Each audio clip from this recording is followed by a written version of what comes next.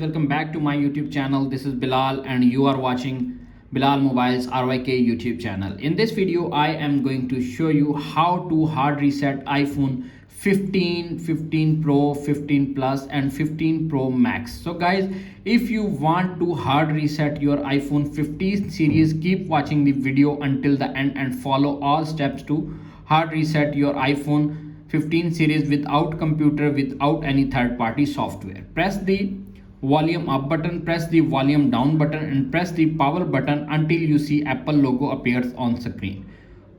Press the power button and wait 10 to 15 seconds. You can see appears on screen. You can see Apple logo appears on screen.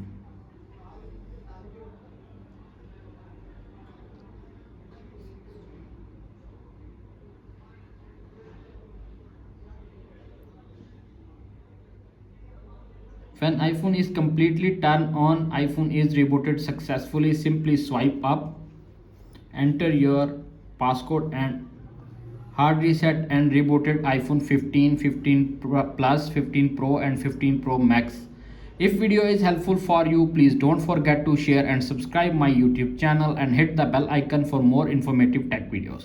Thanks for watching.